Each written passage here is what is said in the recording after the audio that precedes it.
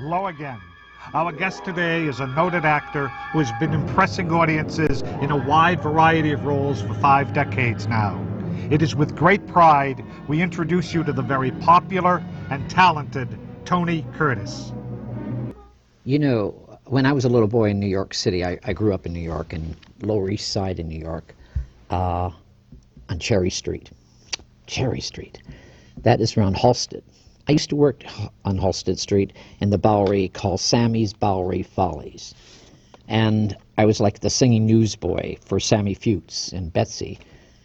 And growing up, I remember there was a guy around my neighborhood was called Tony Curtis, a great actor. I think you came from my neighborhood, Tony, didn't you? You were born in Bronx. I went to an acting school down in the neighborhood you just mentioned. You did? The New School of Social Research, the Piscata School of Acting, which was on Houston Street. Right. Not too far from Sammy's, Bowery Follies. Bowery Follies. Is that where you started? I started there as a child. You know, born and raised in Manhattan? I came here as a child, but I went back. Yeah, yes, I love New York. I was born and raised in New York. But you were born in Bronx, weren't you? No, Manhattan. No? They always say the Bronx. I lived in the Bronx for about 6 months. Oh, is that what I was back in Manhattan, lived in Queens for a little while. Your father was a tailor? My father was a tailor from Hungary.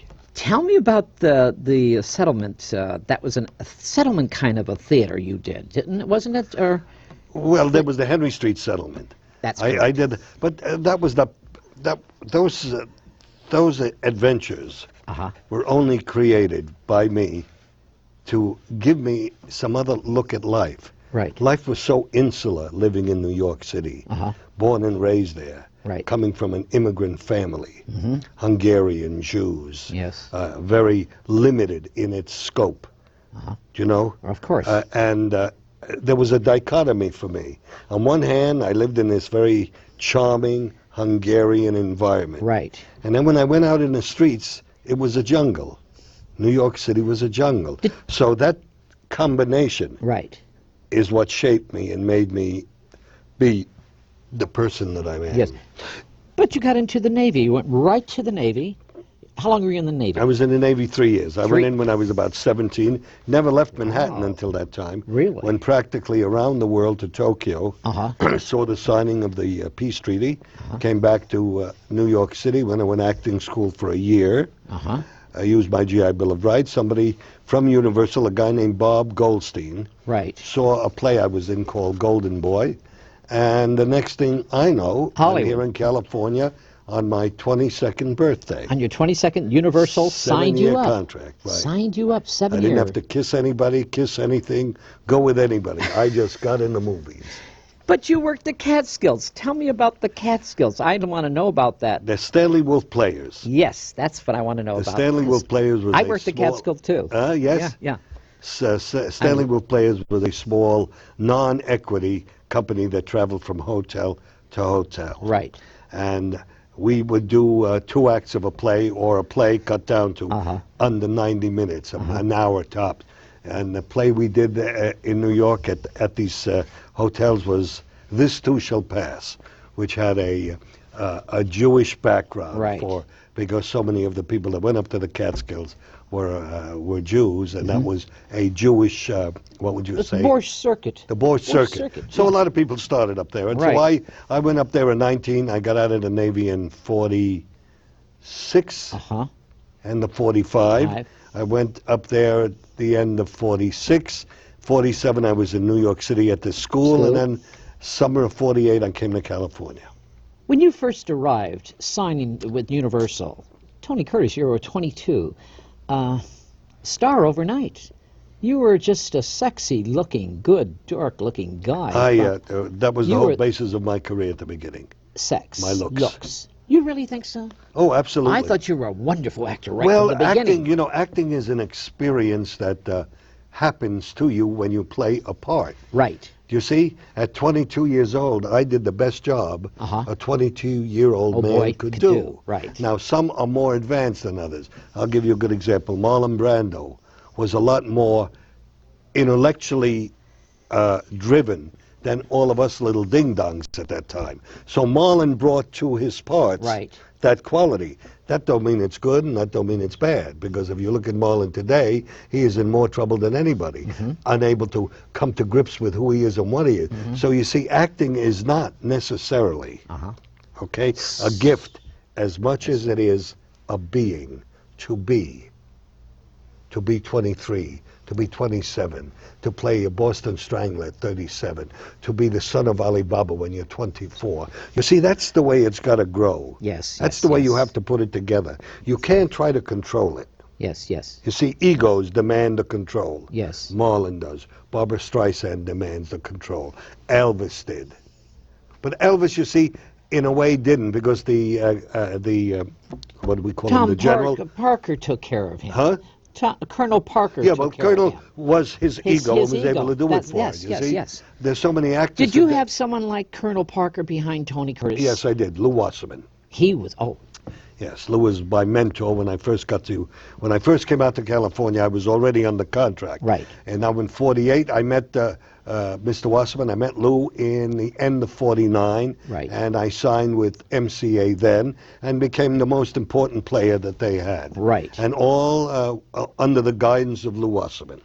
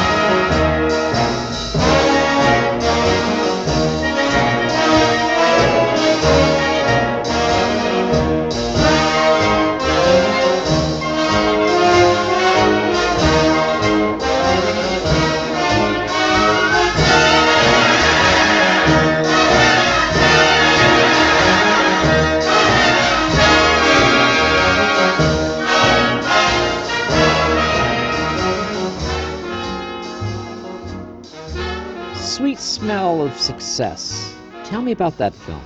That film was made. We made that after we did Trapeze, Bert and I. It was a huge success. Trapeze was done in Paris. Yes. In Cirque Pigalle. d'Hiver. In Pigalle. In Pigalle, I and remember. also Cirque d'Hiver Yes. was the circus we used. Tony, tell me about your trapeze. Oh. That was you, really? That was me almost in all of the work. But Bert and I went to Paris 4 months before the picture started, and we worked out together. But he was a trapeze. Well, he before. wasn't a trapeze person as much as he was an acrobat in the circus. He could work on the high bars. You know? Yes, yes. So he had that background. Yes. I didn't. But Bert was one of the finest men I've ever known. And he made it possible for me to learn as much as I could in 4 months, which I did. You know, we lived at the circus, Bert and I. We lived at the circus. We lived at the Georges Cinq. Georges Cinq, right. But we were at the circus every day. You know, living in that environment. Right. And that's where I got a good glimpse of what my profession was about.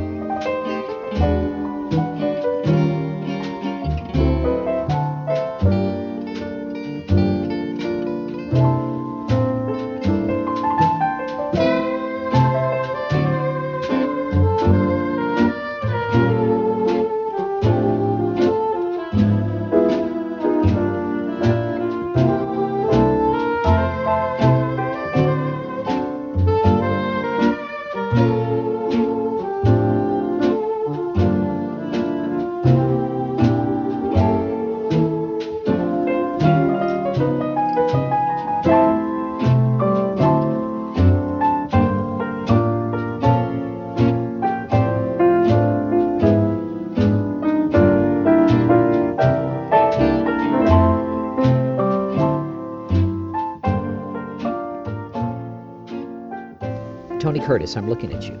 The favorite picture of all mine. Define one. Wonderful movie. One of my favorites. Yes, wonderful movie. You got nominated for that. I got nominated for it. And what did But you... that was no big deal, excuse me. It wasn't? They nominated Sidney Poitier and I. They split that vote. That was like a token vote. And I didn't particularly like that? it. I do. I didn't particularly like it. I mean, it was all right, but I don't believe in the awards as many. I don't believe in any of these award shows. You don't? They're given because of press agents' power, the players' power, buying ads in the trade papers, Right. buying ads in newspapers. And their This friends is all vote, part of and it. their friends... And listen, there's nothing wrong with that. You know? Yes. That's the genre. That's the attitude of the movie. Cary Grant was my friend. And he told me that when the Academy Award first started in the 30s, Right. they'd all go to the Coconut Grove, the Ambassador Hotel. Right. And somebody would get up and say, Spencer Tracy, come on up. You gave such a good year this year. We'd like to give you this little award. It was laid back. It was like a dinner. Yes. Given for the industry, for each other. You know, there was no television. There was no radio. Yes. It was just an evening of joy and pleasure. It was of not an ego camaraderie. thing. Yes, and giving. yes. Now the Academy is a big multi-million-dollar business. So is AFI. So are all of these shows, you know? And for me, they've lost the very essence of what they were made to do. You know? Yes. But again, that's not a criticism. It's only my observation. You see?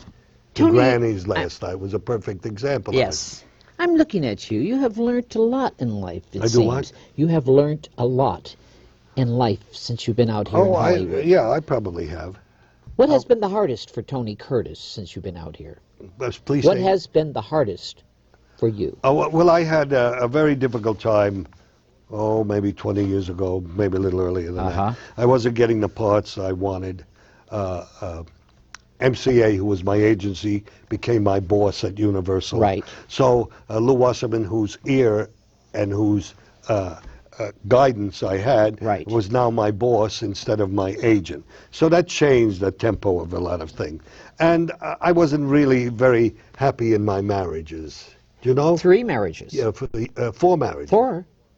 Is it? Shows you what little I know. Christine. I don't remember the Kaufman? wives. Oh, okay. I only remember the children. How many children do you have? I don't remember how many. You don't? Yeah, I do. I had 6. I lost a son to a heroin overdose 3 years ago. His name Wonderful. was Nicholas. Yes. I had 2 sons. I have 1 son now, Benjamin, and 4 daughters. You stopped completely drinking and taking things in life. You know, I Tony have. Curtis. Well, I went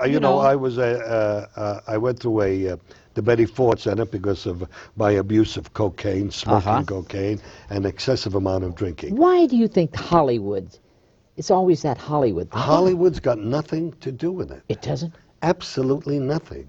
You could get bummed out living in Pasadena. Yes. What about Walla Walla, Washington? Yes. What about Chicago? You name it. Yes. You know, it is not. It's a disease. It's something that we cannot deal with. When life's adversities become so overloaded, Right. our circuits are so impossible to function. Yes. You need a sleeping pill to sleep. You need something to calm you down. You need 2-3 shots of whiskey to kind of ease your stomach. You need whatever substances you're using, Skippy, and then all of a sudden you say, what wife? What kids? What job? What agent? What am I so worried about? Let me sit back and enjoy it. And you enjoy that euphoria Yes. of the abuse of substances, but only, for a little while. Then it begins to eat you and destroy you. And that happens all over the place. In Hollywood here, it is particularly noticeable because of those miserable tabloids who make lies. It's all lies. Well, they're lies, and some of it are truths. But you see, we seem to imagine that fame, with it, comes character assassination. Right. So the more famous you become, the more vulnerable you are to being called whatever name they think that will demean you.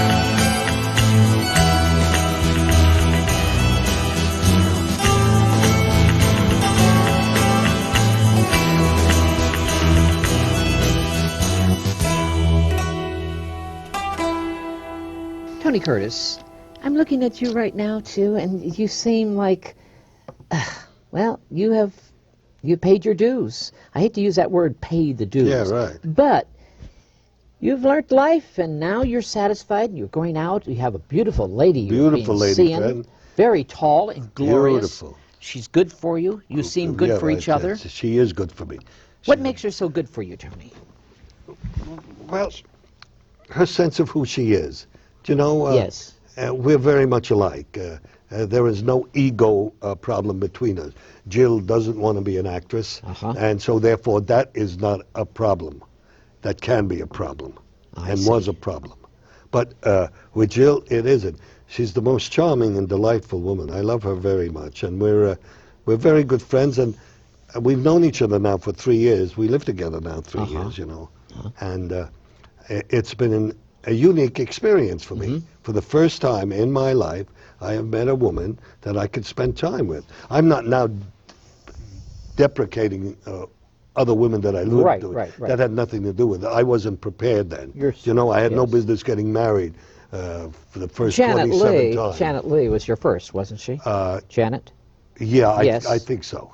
You fell in love doing a movie together, didn't you? No. No? I don't remember what happened, but it must You have been don't remember what happened, Tony? well, no, I remember what happened. Yes. But that's not part of my psyche. I see. I see. You know? I see. I'm not avoiding it. Yes. It just has no pertinent... I see. Well... It has nothing to do with me as I sit here talking to you. Today, right now, at whatever time it is here we are. Yes. Do you know? I see. And I live in the present. You live in the present. You know, I've made 120 movies in my life. I want to get back to one. Go ahead. Some Like It Hot. Some Like It Hot, Marilyn Monroe. yes. You were brilliant in that Thank movie. you. Brilliant. It's a wonderful film. How did Tony Curtis feel dressing as a woman? You and Jack Lemmon? I liked it. Did you? Jill lets me You're an actress. use her dresses every now and then, and we don't go out yet. But one of these days I'll throw a shawl around my head and go skipping out. That was a nice experience. Marilyn Monroe. Marilyn Monroe was, I knew Marilyn 10 years earlier. I met her I got to California 48. We met in 49 and worked together in 57. So we were chums in those early years that we didn't see each other, then we did the film. 59. Yeah, by the time, 57, we worked together. Oh, okay. By the time we did that film, Marilyn had been through a lot of changes. Right. A lot of difficulties, you know. And she was going to get even with all the guys that took advantage of her in those early years in movies, you know. And that was part of her madness and her unhappiness, you know. She could never come to grips with what she was and who she was. So therefore she drank a lot, used a lot of drugs, substances.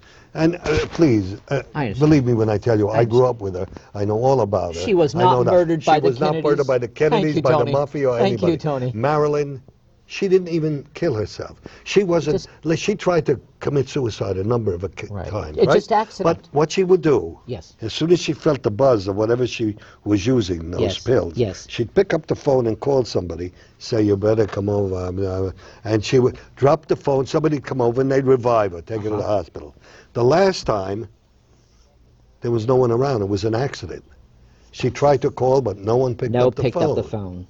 And she just fled away. It's a tragedy. It's a tragedy for Marilyn. Forget about the Kennedys. Forget about Sam Giancana. Forget about all these other people all around her. They had nothing to do with it. Absolutely nothing to do with it. Son of Alabama, a young man from Bronx doing wonderful accents. You were wonderful. Just flying away up there. Son of Alabama. Enjoyed doing that film. Yes. The first movie was Prince Who Was a Thief. Yes. I did a couple of small parts in a lot of movies around that time. Right. Then I got a lot of fan mail at the studio, and so they decided they would put me in a lead of a film. And 18 months from the day I started in movies, I was 22 and a half, maybe. Yeah, almost 23. I did the Prince Who Was a Thief with Piper Laurie. And good actress. But you know, those pictures, Skippy, in those days were made for $120,000, $30,000. Is that all they were made for? And then they went out and grossed $2.5 million.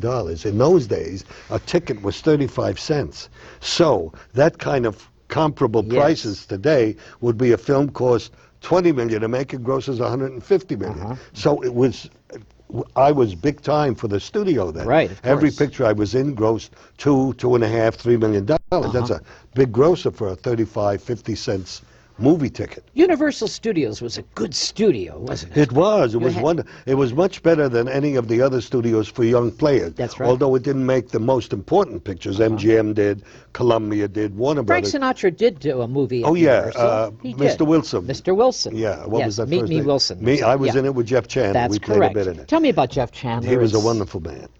He was stubborn, But he opinionated. died so He strangely. died for no reason. For an His appendix legs. or something? No, his legs were bothering him. He had been on somewhere and had to work, and he was having trouble with his lower back. And I spoke with him a week or so before he went into the hospital. He said, "I'm going to get my spine fused." So he had to go back to work. He had child support payment. People were after him. He was in debt. And I spoke to the doctor who said, "Listen, tell your pal to go in attraction for about 6 weeks." He says, "I can't, Tony. I got another movie to make." And during that operation, they closed him up and found they had left something inside there. Opened him up. He was under that kind of condition for about 10, 12 hours and died, poor man. You were very close, you and him.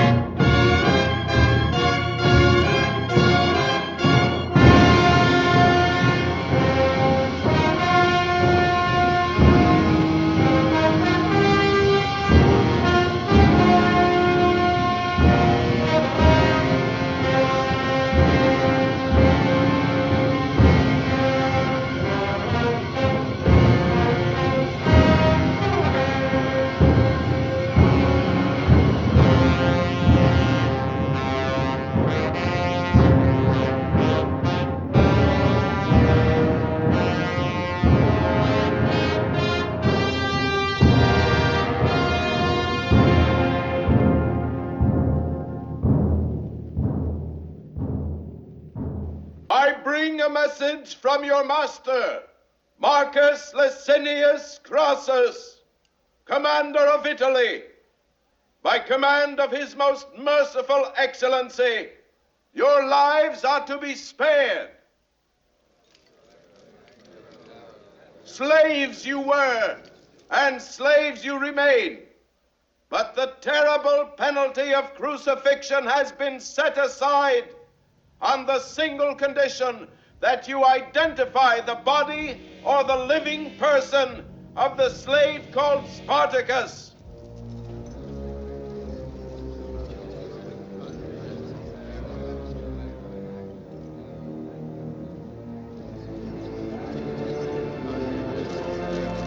I'm Spartacus! I'm Spartacus. I'm Spartacus! I'm Spartacus. I'm Spartacus! I'm Spartacus. I'm Spartacus. Spartacus!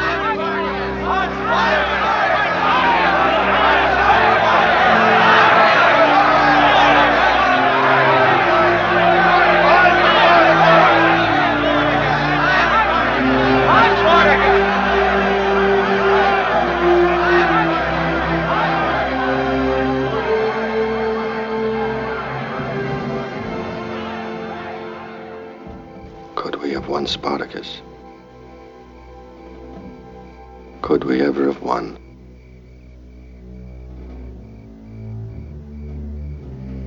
Yeah, just by fighting them, we won something. When just one man says, "No, I won't," Rome begins to fear.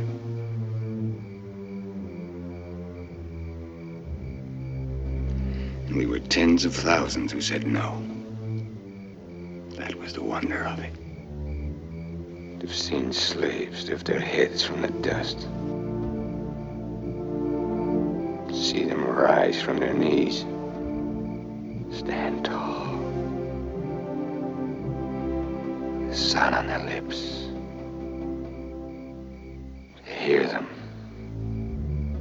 Storm through the mountains, shouting. To hear them sing along the plains. And now they're dead. Are you afraid to die, Spartacus? No more than I was to be born.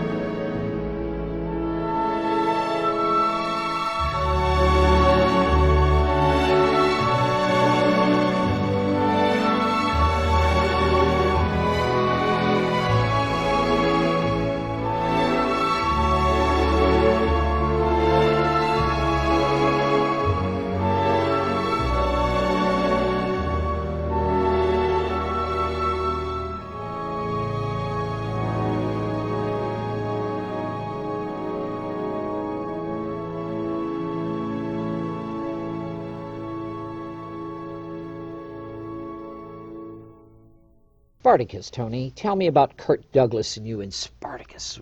When that Well, I was did 2 pictures with Kirk. I've done 2 pictures with almost all of these people. all these actors. Yeah, I did Spartacus and the Vikings. The with Vikings, Kirk. yes. I also did a bit for him in a movie called The List of Adrian Messenger, where a whole slew of us worked in. Right. Kirk, I met him early. Now, we both started about the same time, although he and Bert were 10 years older than I. We all started in 40, they started 46, Yes. 47. I started in 48, so we were newcomers, so to speak. But you three were very close. Well, we were very close. Yes. Kirk and Bert were very much alike. I liked both men. Kirk was much more assertive. Yeah. You know, he was much more. You couldn't fool too much with Bert. I mean, he looked. I mean, with Kirk. With Kirk. But underneath it all, there was Yeah. an Iron Man who was, you know. But he did have a sense of humor. Oh, definitely. Yes. And Bert, on the other hand, was a dichotomy of Kirk. They were very much alike. Most amusing, both men, you know.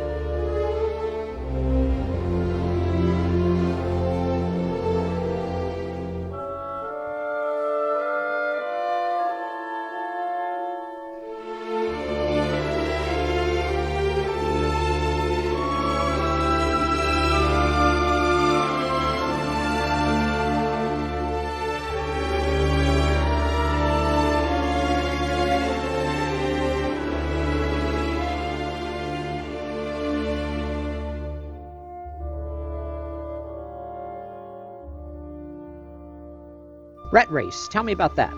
Debbie Reynolds. Debbie Reynolds. Working with Debbie. Come on. I did 2 pictures with her. Goodbye Charlie at MGM with Vincent Minnelli, and The Great Race with Robert Mulligan directed. Right. And it was a wonderful movie. They say there's a tree in the forest, a tree that will give you a sign. Come along with me to the sweetheart tree. Come and carve your name next to mine.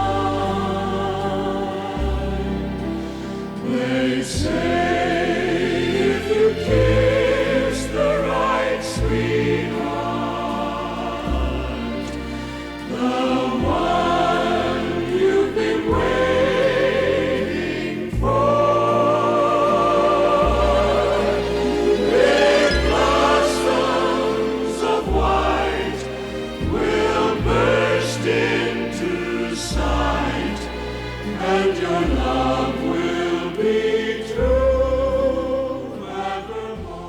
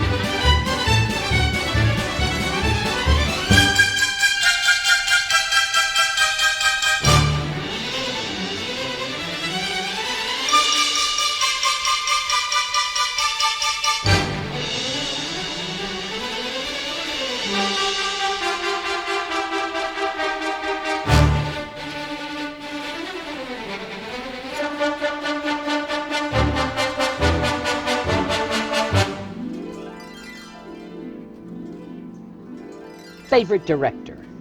Vincent Minnelli. I knew that. Dick Quine.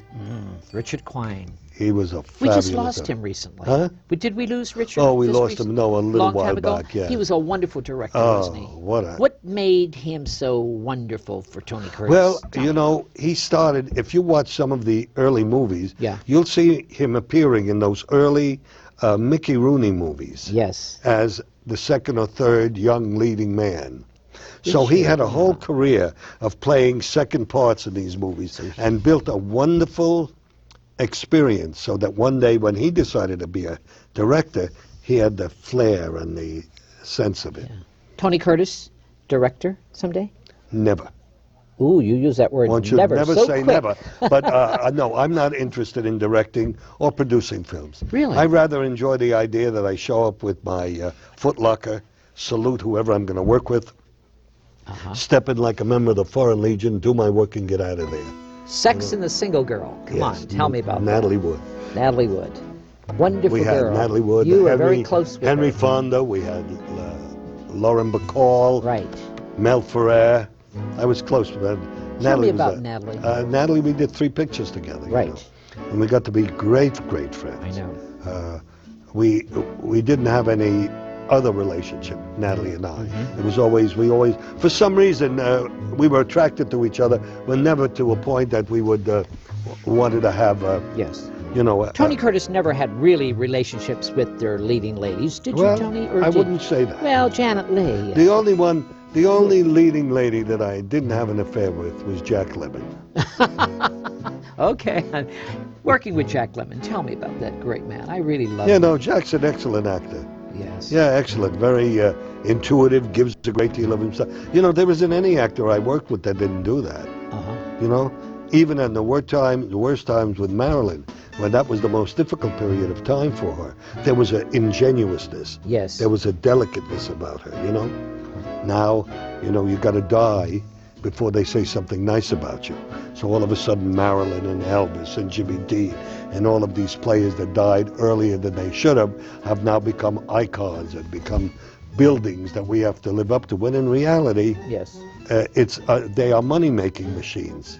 Each one of them got some businessman somewhere is collecting all that dough while he's selling Elvis's T-shirts. When did Tony Curtis become really got interested in art since a child? Yeah. Or colors? Your colors. You're an artist. I should have brought my paintings, but Yeah, it's okay. maybe next time. Yeah. I've always been a painter. I've always been Always? all my life. I've Really? Been, yes, and that's part of my expression. Uh-huh. I'm not a celebrity artist.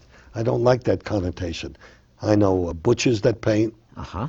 I know camera people that paint. Yes. I know cab drivers that paint. Uh-huh. I know actors that paint. And it doesn't make it any more special. Sure, the name is a little better known, but Right. If anybody will buy a painting of mine just for my signature, they're silly, because I'll give you an autograph. I'll autograph anything for anybody. But the color, your colors. My colors, well, I use colors as shapes. Yes. And the amount of color I use depends a great deal on what the other color is. Uh-huh. So a balance of yellow and blue, for an example. Uh-huh. Do you need a lot of blue or a little amount of blue against a bigger form of yellow? Yes. So I won't say an abstractionist, but a colorist. I use colors. There's enough in my paintings to remind you of a floral arrangement. yes. But that's the only inkling you have. After that, the colors How long does it take you to do a painting, John? I can do a painting in 3-4 hours. Really? And I let it dry, and then I look What's at your it. day like, Tony? You get up early in the morning or late afternoon? or what? I'm up early every morning. You are? Yes, right. Up early every morning. Take care of whatever business I have to do on the phone, because you could get to New York and I can speak to Europe then. I have a number of friends and things I do then. And then from about 10:30 to 11:30, 12, I paint or take care of my clothing or get my car washed. Clothing. You're talking about clothing. You and Gary Grant. You are a chic, Oh, I love chic, sophisticated Club, dresser. clothes You mean a love lot clothes. to me. I do. Did you And notice yes, my medals? I'm looking at your medals. Tell me this about one, that. This one is a Hungarian medal. Those are It's emeralds called, given to there. me by given to me by the Hungarian Republic Merit for my help in establishing and making Hungarians better known. My parents were Hungarian, Yes. and they were kind enough to give me that about a year ago. And the one below it is called the Chevalier, Yes. the Order of Arts and Letters, given to me by the French government for my paintings and for my films. They're both knighthoods. Beautiful. So that makes me 2 knights in a row. 2 nights in a row, yes. I'm working for the full week. Uh-huh.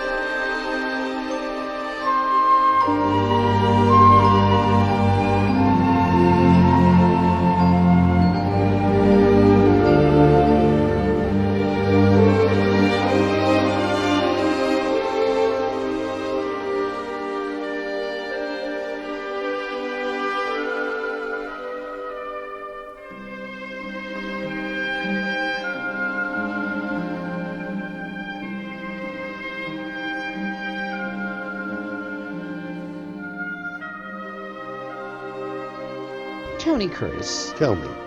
what's your philosophy in life? I'm getting it now, boy. Yeah. You're really giving it to me. But what is your philosophy? Just sitting here with you, looking at you, Skippy. You're very, Trying you to seem very, you get seem from very you a and- simple man. You enjoy life. Yeah, now. I you don't find, take it serious I find nothing anymore. complicated. I take, Nothing complicated. No, nothing complicated. How do you handle I that? just don't do it. I just won't fall into that complication. Do you know? This is a very dangerous world out there, Tony. It certainly is. But You turn listen, the news on. I'm a right. tough kid. Nobody's going to get me, you know? When, mankind is so full of shit.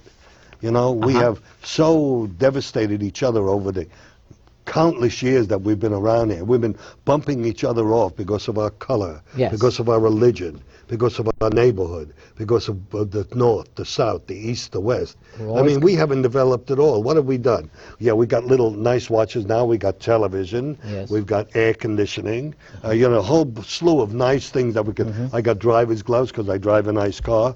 But the relationships of people are still antagonistic. We are still envious of each other. We still hate each other for whatever the reason is. And, we must obliterate that in our system. For a nation like Germany to have murdered 6 million people, 1 million children, to be responsible for 26 million people. Of course. How many young black people came to this country as slaves? How many of them have been obliterated? What about Bosnia? What about the Armenians? Right. What about, this world is so out of it, it's out of it. And so we mustn't take it too seriously. Yes. You've got to be kind and sweet with everybody. I see you all the time around town, and you are always greeting people, kindness. I am. I have a good You are time. Tony Curtis. You're that way. My it dear seems. friend, listen, no one is... I've had an extraordinary success in my life. And So it's still going on, you know? Yes. And as long as I can stay on my feet and stay healthy, it will continue to. If you were not an actor, what would you have done? I don't know. You don't. Look, let's examine it carefully. Yeah. I'm an actor. I'm a painter. Yes. I'm an author. I'm a businessman. I'm a father. I'm an excellent friend. Huh? That's wonderful. When I grow up, I'm going to be a doctor. I'm not sure what kind of medicine I'm going to practice yet.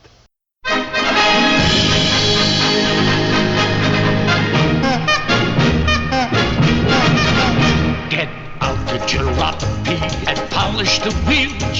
She's gotta be the smartest of the automobiles. Polish the paint like and clean off the rust. They won't see a chance for dust. And when we arrive miles ahead of the rest, everyone will know that our jalopy is best. They'll have to admit she's a car you can trust, so it's not a car or bust.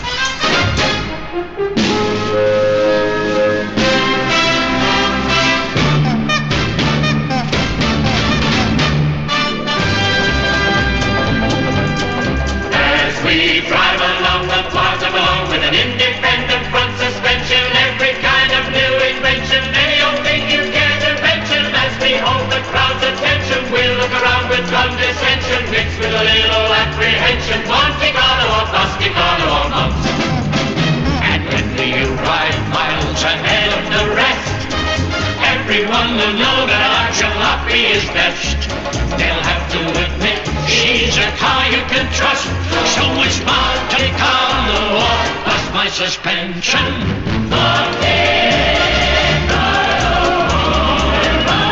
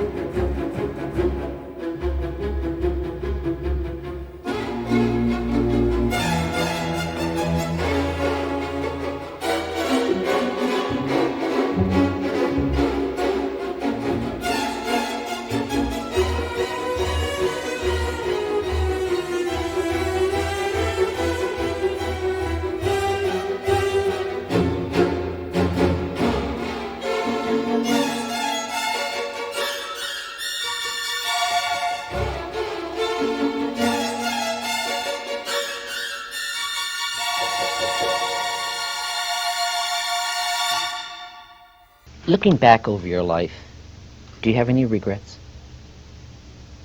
No. And I don't mean to imply that there weren't, let's say, not always happy moments in my life, but to regret that is really kind of denying the experience. I think if something happens in your life that is, let's say, a challenge or an unpleasantness, a tragedy, a sadness, that then rather than sit and, you know, sort of wail about it, I think that the thing to do is to learn by it. I see. So to say that, you know, that you have any regrets, I mean, there are things that you'd like to say, I wish I'd been able to talk to my daddy before he died, but, you know, it's not going to bring him back for me to wish for that, so let's try to make things positive and go forward. I see. Norma Shearer. Yes. She had a ski lodge, Norma Shearer. Tell me about that. She didn't have it. She was a regular visitor because her husband, Marty Eroge, was a ski instructor at one time when they were married, first married. Yes. And then they used to spend a month at Sugar Bowl Ski Lodge, the month of February, where my mom and dad were working. Working, yes. And that was where she saw my picture. I see. Romance of Rosie Ridge. Yes. Was that your first film? Certainly was. 2 weeks after I was put under contract. At MGM. At MGM. And Van Johnson? Yes. Tell me about my wonderful Van. Wonderful Van. Tell me about his red socks, first of all. Let's get He always wears them. Really? It's true. I remember reading before I ever went to Hollywood, and I was I used to devour all of the movie magazines, and I had read about his red socks, and after I was signed, and then I had tested for the part, and I got the part of Lizzie Ann in Romance of Rosie Ridge, and when I first met him, I was so in awe to meet him, and then I just couldn't help myself. I mean, I just had to kind of look down and see, oh my God, they really are. They're there. Yeah. Dan Johnson, and that was your second picture, Winter. If Winter Comes. If Winter Comes. Walter Pidgeon, Deborah Carr. Deborah Carr. Good God. Yes. Tell me about it. The first time you met Deborah Carr. How did you? And Walter Pidgeon. Well, I mean, they just were both such beautiful and big and wonderful stars. I played a little English waif, kind of. Now, where did you get the accent? I mean, you're from Stockton, I'm California. from Stockton, California, exactly. And that's the wonderful thing that MGM and the studios had at that time, was that all of these facilities were there for you to learn from. And they had a diction coach, they had a drama coach, they had singing, they had dancing. Yeah, they groomed stars. They really, absolutely took, they nurtured you, they guided you, and they even made your dates. No, No? Not with me. I don't know about. Didn't they tell you who to go out with? No. Okay. No. Okay. No. Yeah. I do know. Well, let me just finish here. Anyway, what they did was they had Sir Aubrey Smith's niece was the one who tutored me with an English accent. But I do know that at times, like I know that I double dated with Elizabeth Taylor a couple of times for either an opening or the Hollywood. Remember the Hollywood Foreign Press Ball, the costume ball? Of course. Well, and that date was arranged for, if she didn't have one, say, the studio would arrange one for arrange one. But she was younger, so it had to be a very careful thing, Yes. But no, I never had a date arranged.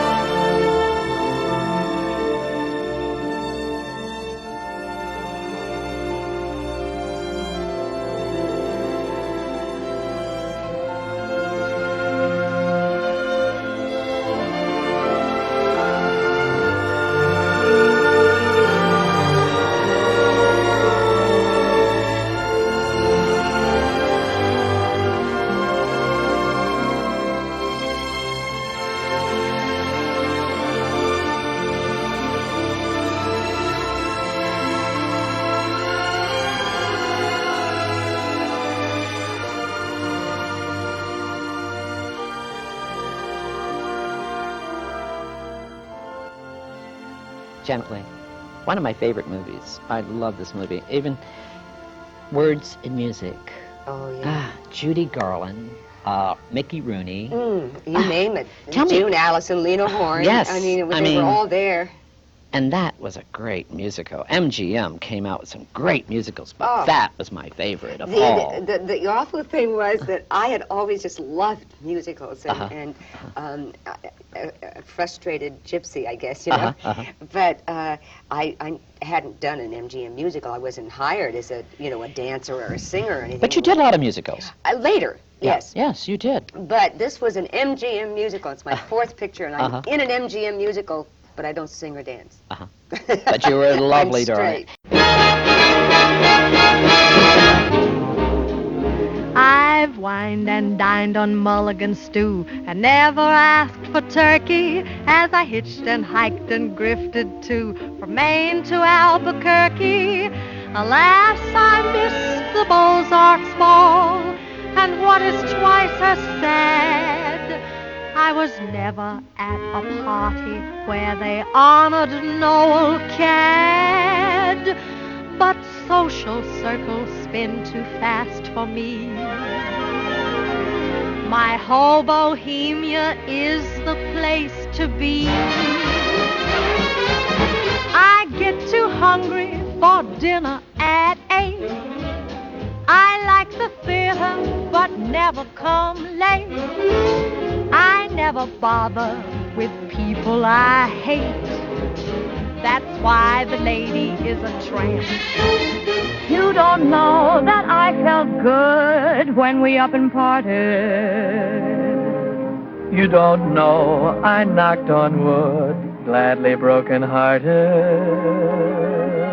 Worrying is through, I sleep all night, appetite and health restored.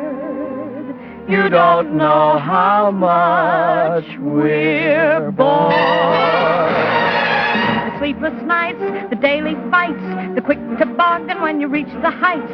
I miss the kisses and I miss the bites.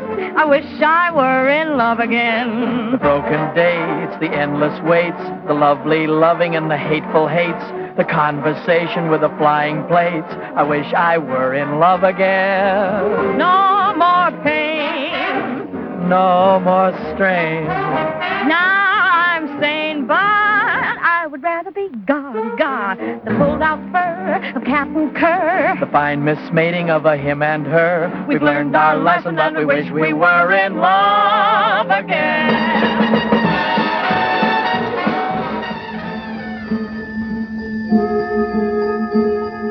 Johnny could only sing one note, and the note he sang was this.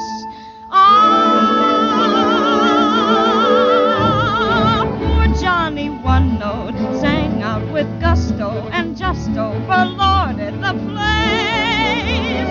Poor Johnny, one note, yelled willy-nilly until he was blue in the face. For holding one note was his ace. Couldn't hear the brass, couldn't hear the drum. He was in a class by himself, by gum.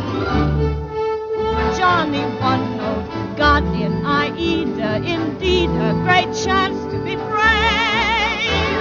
He took his one note, how like the north wind brought forth wind that made critics rave, while Verdi turned round in his grave. Couldn't hear the flute or the big trombone, everyone was mute. Johnny stood alone. Cats and dogs stopped yapping, lions in the zoo all were jealous of Johnny's big trill. Thunder clapped, stopped clapping, traffic ceased its roar, and they tell us Niagara stood still. He stopped the train whistles, boat whistles, steam whistles, cop whistles, all whistles loud to his skill.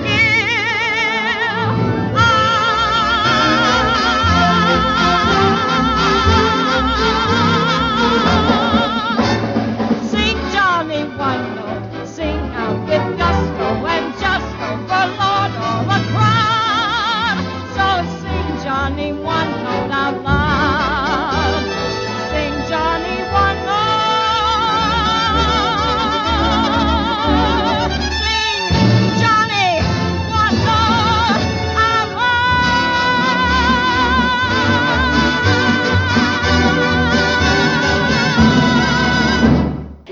about Judy Garland?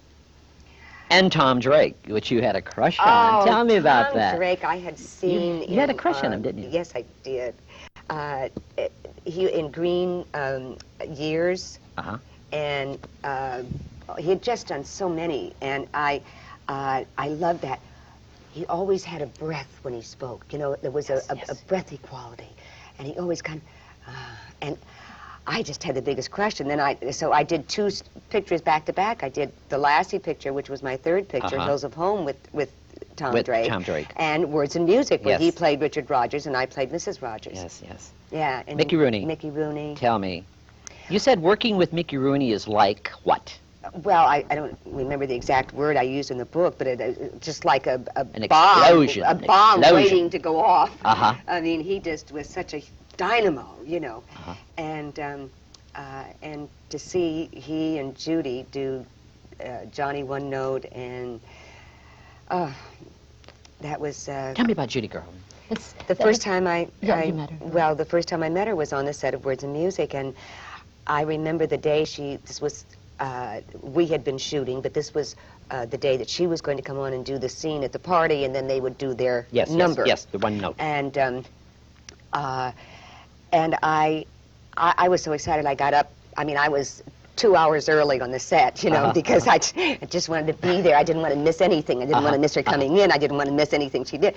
And we waited and we waited, and I noticed Mickey, who, as I said, was like this, you know, was very patient and very calm. And they all knew what I didn't know, which was that it was during one of her bad times, and you know, she was not well, and she came on finally about 12 o'clock, and wan and nervous and. And my heart just went out to her. I just wanted to hold her, and you know, me. This was my 4th picture, and I wanted to hold her. But I just wanted to comfort her. You know, I wanted to say, "It's okay, honey. It's okay. It's going to be all right." She just broke my heart. But boy, then she started to whatever she started to do. Boom! It was, you know, unbelievable. But you became friends with her. Yes. After. Yes, indeed. What was Judy Garland really like, Janet? Really? She was really great. Was she? Yeah, she was as warm and as wonderful. I mean, you know, she had her moments where she was maybe lost to us. She felt like a little girl, didn't she? I think so. I don't think she ever had a chance to be a little girl. And I think probably I think the love that she missed in her in her life as a child was given to her by the audience, because she said so often that the time when she's on stage, she felt loved, and she felt it was like the people in the audience were giving her the love that she had craved when she was little. I'll go my way by myself. This is the end of romance. I'll go my way by myself. Love is only a dance. I'll try to apply myself and teach my heart how to sing. I'll go my way by myself,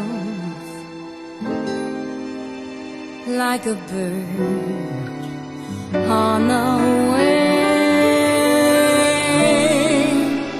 I'll face the unknown. I'll build a world of my own.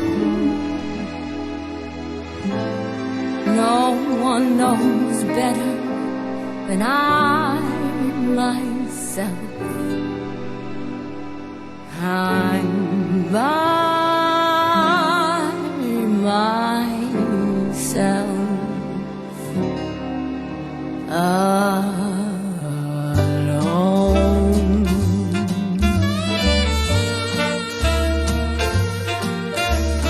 I'll go my way by myself. Here's how the comedy ends. I'll have to deny myself love and laughter and friends. Gray clouds in the sky above have put a blot on my fun. I'll try to fly high above for my place in the sun. And I'll face the unknown. I'll build a world of my own. No one knows better than I myself know. No one knows better than I myself how I wanted love and fell. Now I say, what the hell? All of those dark days are gone. 'Cause it's solo, all alone, by myself. You seem happy today, Janet. I am very happy. You are? I'm a very fortunate lady. Yes, you are. You keep saying that in your book. You said you are very, very, you were unlucky with love, but lucky in work. What do you mean by that? Well, I'm not necessarily unlucky. Let's just say that my choices weren't always the best. Except even that is not okay. Because the choices you make at a time in your life are right at that time, and depending on how it goes after that is whether it, Yes. continues. But you want to talk about luck? I mean, the fact that I was discovered. The fact that at the time I was discovered, because 6 months later, the picture that I first did would have been made, and they were not hiring at that. Then they had stopped hiring people to see if they could make a test or to in other words, just stock players. Did Janet Leigh stop that? Did Janet Leigh make a test? Excuse me? Did you do a screen test? Not for the contract. You didn't? No. No, I was signed. I went in. They brought me in to meet Lucille Ryman, who was the talent head, and I met with her, signed a contract. They signed me to a contract. That's it. The test came when when I went to the drama coach, and she gave me the scene, and I read for her, and she had the director and producer of Romance of Rosie Ridge come down. Then they decided to do the test then, because actually the contract was, even though it was for 7 years, was to really make a test. Yes, of course. To train me for 3 months or 6 months, make a test and see if anything came up. Little Women.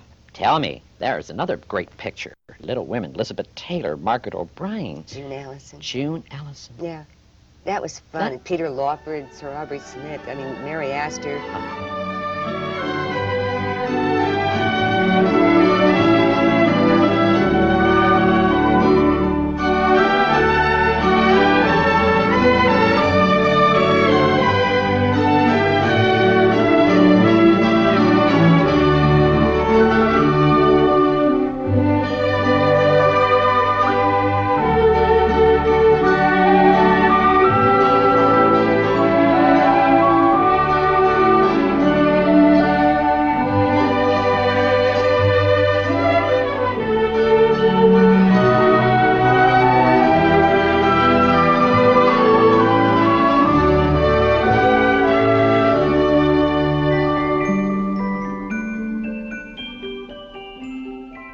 Christian Science, tell me. Christian Science I started when I was married before Tony. I was married when I arrived in Hollywood. You were a Christian Science then? I had studied it with this man's mother. Yes. And I really liked the idea of the science of mind. Positive, yes, positive. I do too. I didn't actually join the church because I didn't know that I would be capable of meeting all of their requirements. I didn't know that I had progressed that far. But I subsequently have continued with Christian Science reading, and also like Science of Mind and Unity. Because religion really is peaceful. It's within ourselves. Within yourself, yeah. RKO, Howard Hughes. Tell me, I had Terry Moore on my show. I interviewed Terry Moore about Howard Hughes. She told me some wonderful stories about Howard Hughes. But tell me, Janet Leigh, Howard Hughes, and your mother, your father, took out to dinner. I mean, in that Chevy of his. Tell me about that. How did you meet Howard Hughes? What happened? I met Howard Hughes at a cast party for Little Women at Mervyn LeRoy's house. And Mervyn introduced Howard Hughes to me and my date, Barry Nelson, wonderful actor. And that was it. I mean, I obviously had heard of the legendary Howard Hughes. Right. But he didn't interest me at all. I mean, but he didn't want to take you to bed. Was that the idea, Howard Hughes? I don't know what he wanted, but he sure wanted something that I wasn't prepared to give. Yes. I mean, I don't want to... All I know is that if you and I had a date, right, and we went out to dinner, suddenly there would be a third place there, and Howard Hughes would show up. I see. And all of a sudden I'm doing 3 loan outs at RKO. All of a sudden I go on a date with a gentleman, and we're supposed to go sailing, and we end up on his plane in Grand Canyon. I see. And then Las Vegas, and I thought the nightmare would never end. He drove me crazy. And finally, at one time, I said, "For God's sakes, why do you manipulate that?" I hated that. Yes. I said, if you want to ask me out like a man. Don't sit there and arrange like, And he said, "All right, will you go out with me?" And I said, "No." And then I felt badly, because it wasn't that he was bad. I mean, he didn't do anything bad. He just made me nervous. And so then I relented, and I said, "Okay, you can take me out if my mother and father go along." I thought, sure, that would kill it. And he did. He did. And he took you to the That's the only time I ever went out? He took you to the Sportsman's Lodge. Sportsman's Lodge. In the Valley. With my mom and dad. In his Chevy? In his Chevy. I think that's funny. And that was the only time that I actually went out with him. The other times were all just arranged. What kind of man was Howard Hughes? What would you... How did you... Insecure. I think afraid that maybe he wouldn't be loved for him, that he would... he would be loved because he was a very rich man. I think, also, I think he's a very driven man in what he wanted to accomplish. Yes. I think he was a very courageous man, not only in his flying achievements, but, in his I think, courageous standing up to the to the Congress, and I mean, he a very careful man in terms of thoughtful, in terms of if you're working for him, Yes. And one who wanted to possess. I think maybe to possess was even almost more than the actual reality of the possession. You want to really if you know what I mean. Yes, I do. Yeah. Tell me something about Tony Curtis. Tony Curtis. Now, when did he get into your life? Now, I met Tony when I was doing Jet Pilot. I met him at Lucy's. Remember Lucy's? Was that when you met him? Yeah, of course. You met him on Jet Pilot. Is that when you met him? I see. I was shooting Jet Pilot. I went to a cocktail party at Lucy's, which was across from RKO. And on Melrose. Exactly. Yeah. And And I met him then, Mm-hmm. and he called a while later and asked me out, and we started to go together. And that's where it all happened. That's where it all happened. Furlough. Perfect furlough. How many pictures did you do with Tony? With Tony? Yes. 6, I think. You did 6 pictures with Yeah. Tony Curtis. Yeah. I like, we had... You enjoyed working together? Yeah. Yeah? It was good working. I think there are Wasn't things... it difficult to work hust and wife, to work? Not really. I No? think that you can bring things to a character I see.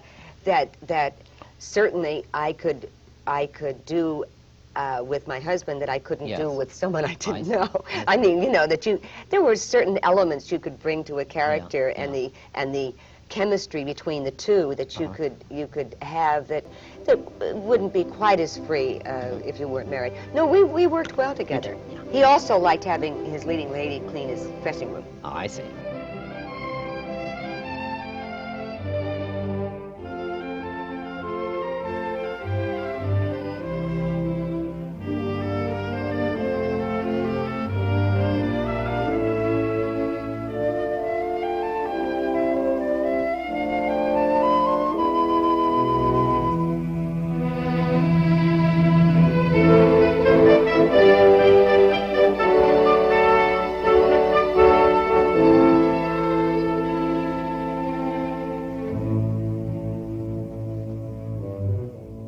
Psycho.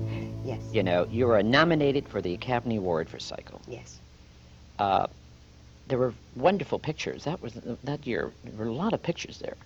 And where were you at the time when you were nominated?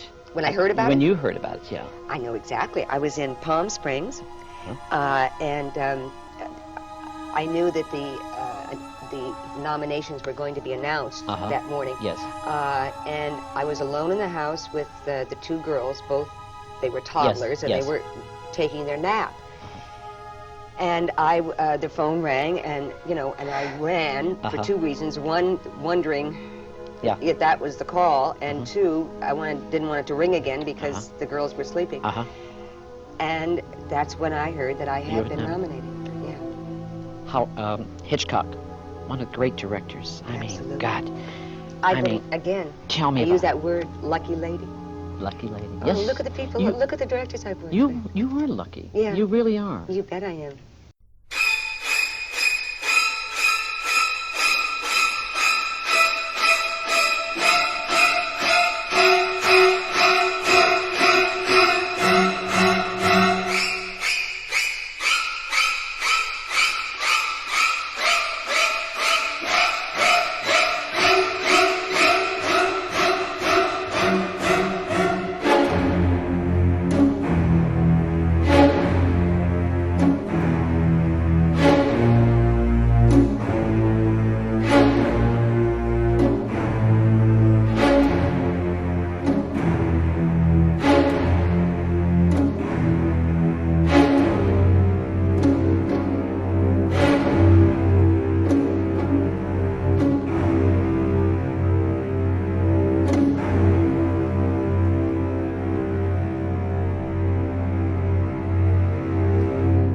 I mean, Hitchcock, that's a great director. Yeah. And Orson Welles. Orson Welles. And Joseph Touch of Evil? Right. Oh, God, what a great And, classic. That's a cult classic. Yes.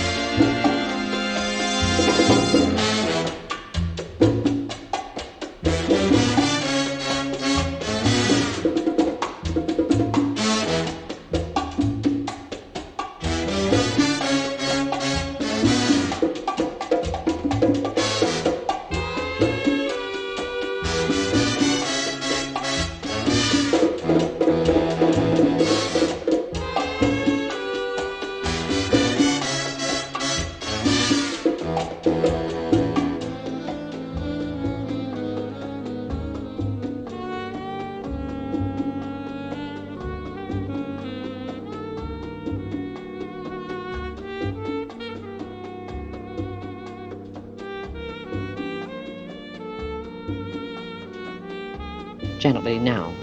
What's happening with Janet Leigh now? You've been doing a lot of... I'm so busy, I don't know where the time goes. I've been doing a lot of charities, and I have I've been doing a lot of research. I'm writing a novel. And this is your first one. That's the autobiography. There really was a Hollywood. Yes, and there really was. There really was a Hollywood. Yes, there was. How about Hollywood today now? There's a Hollywood today. It's different. It isn't the same. Not that you could expect it to be, because it's a different time. Right. But sometimes when you go to the new, there's a tendency to negate what was, and that is what I am saying, that there really was. I wanted to substantiate and to reaffirm, to tell everyone out there who said, well, gee, I always thought there was. I wanted to say, yeah, there really was, guys.